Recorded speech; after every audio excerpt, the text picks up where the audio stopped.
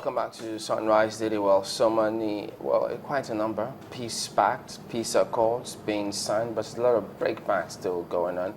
Eya Etok joins us now. He's a public affairs analyst. Thank you for coming on today. Thanks for having me. Well, looking at what is being said now, of course, people feel strongly about the elections being shifted, and they're expressing themselves as well. But how do you, moving forward now, what kind of things should we be doing? Because people will keep expressing themselves concerning who they think is right about the shift or who they think is wrong about the shift and what they think we should do. What do you think we should be doing? I have taken time to follow the discussions on the social media, on the media, print, electronic, and a lot of times I feel quite bothered about our intentions as a people and as leaders. The first thing you should realize is that any man that cries over spilled milk is not progressive. You can't moan over what has happened. You may not like it. It might not make sense. You've lost a loved one, something has happened to you, you've lost your job. Imagine the worst case scenario.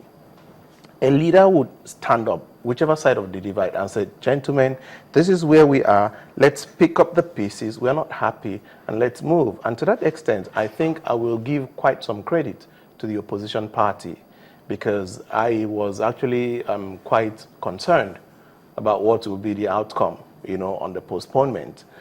And listening to them, the bottom line is, we're not too happy with what has happened, but for goodness sake, let's maintain the peace, let's move on. I'm extremely happy and pleasantly surprised at that. So that is the first thing. And I think I would like to appeal to all Nigerians to say, now this is where we are. There's an article I put up yesterday, 6 Weeks to Destiny, okay? And I do have a very good presence in the social media. And the reactions I've gotten so far shows that there are so many Nigerians that are just waiting for you to show them the direction to go, to tell them the truth. Because whatever you say, they come with you, they follow you. If you say, hey, let's go to war, people are not thinking.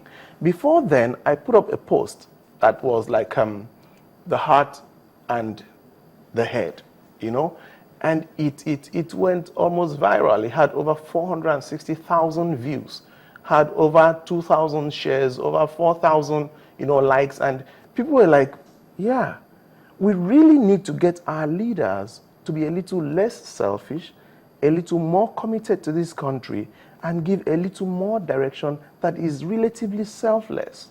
Because Nigerians appear to be gullible, but they are just trusting people.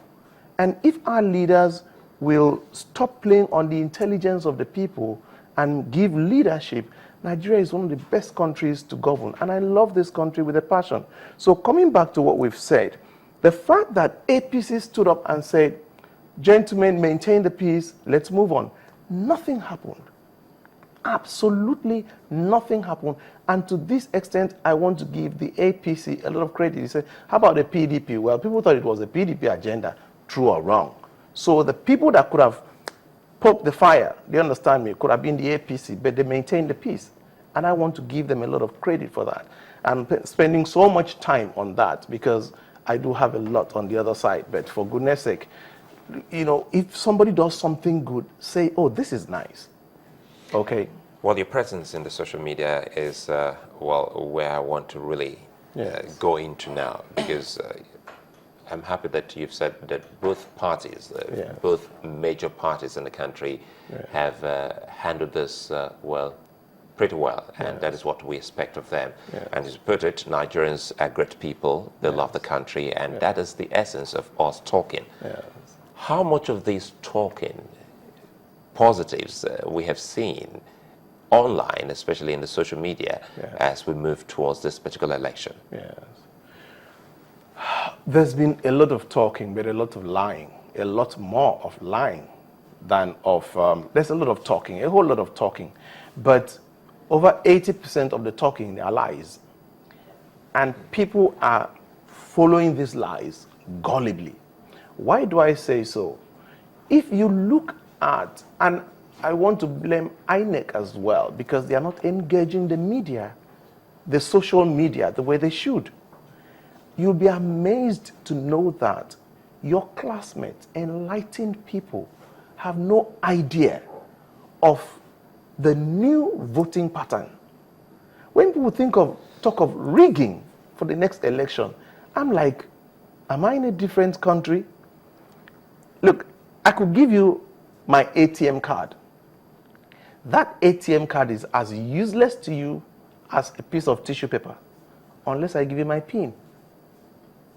In this case, we're having something like an ATM card, but the PIN is your thumb, which means that nobody can even steal it. I mean, they've got to come and cut off your thumb while it is still possible for you to read.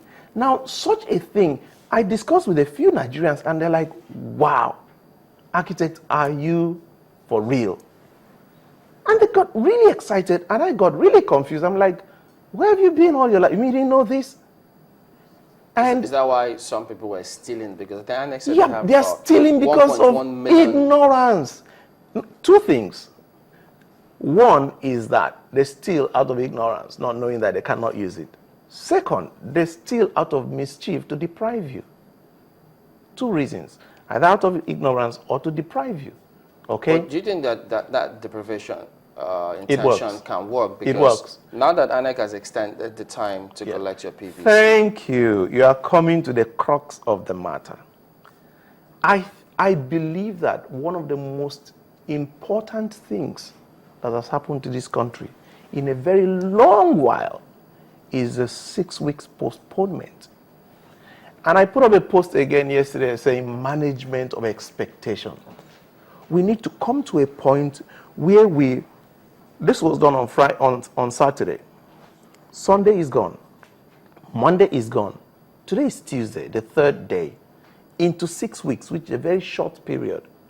The first thing I would have expected is, a kind of massive mobilization of the people by way of engagement and enlightenment.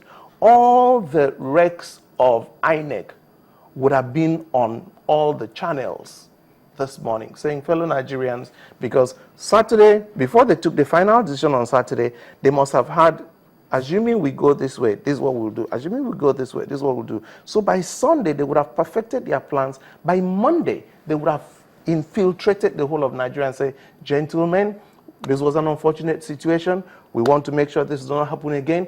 If we had 2 weeks, it would have been good. Now we have 6 weeks, but we are going to assume that we have 4 weeks. So in the next 4 weeks, this is what we intend to achieve. These are the problems that we encountered. As a result of that, these are the what were the problems? Number one, the materials were not exactly ready. Well, I can tell you now that from today, before the next 2 weeks, every single material that we need is going to be ready. So that's not a problem removed. Number two, a lot of people did not collect their PVCs. We've decided to decentralize, and we're giving ourselves additional 2 weeks that we didn't have. Okay? So we believe that in the next 2 weeks, every single person is going to have their PVCs. Well, Number three. Sorry to interrupt you. INEC has done better than that. They've, increased it by 4 weeks. I don't know if you've seen that, March 8 is now the new deadline. I'll tell you why I don't like 4 weeks. I'll tell you why I don't like 4 weeks, but I'm down with it. Well, I'm just trying to say First we had 3 days to round up. Now we have 6. Why don't I give myself 2 weeks of free time, just running? So I give myself 2 weeks target first. So if I need to dig into an extra week, okay, but when you say 4 weeks, and for any reason there's any problem, you are digging into extra time. I want to win on regulation time. What problem can there be again? Because, I mean, I'll tell you what the problem is. If INEC had already given the deadline for this weekend, yes, some state governments had gone as far as declaring 2 days public holiday in addition to Saturday and Sunday. Yes. The chances is that, within 4 weeks, all of the areas are agreeing with me. If I had 3 days and now I have 6 weeks, why can't I take 2 weeks instead of 4? So that I'm giving myself additional 4 weeks worst case scenario. What you make it seem is that this is INEC's fault, so they're not able to get the cards to the people. But INEC telling us that as many people, they believe that majority of people have already been served. As at Thursday, when they had the meeting with the Council of State, they were at 65.5%, according to the figures they quoted.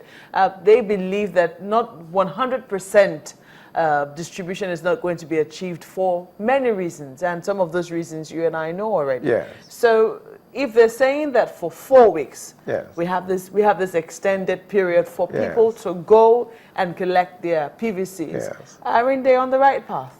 I think two of us are saying the same thing for reason of time, but it seems that the conclusion, we're not saying the same I'll thing. tell you, at the conclusion we're missing. What we're saying is that INEC said we're almost ready, okay? They said over 80% has been collected. We just have a little 20%. Then they now say we're going to do... It is 80%, 65.5%. 65.5%. So we are going, that we could have done in 3 days, but now we have 6 weeks. So we're going to take the next 4 weeks. And I'm saying, no, they could have said 2 weeks.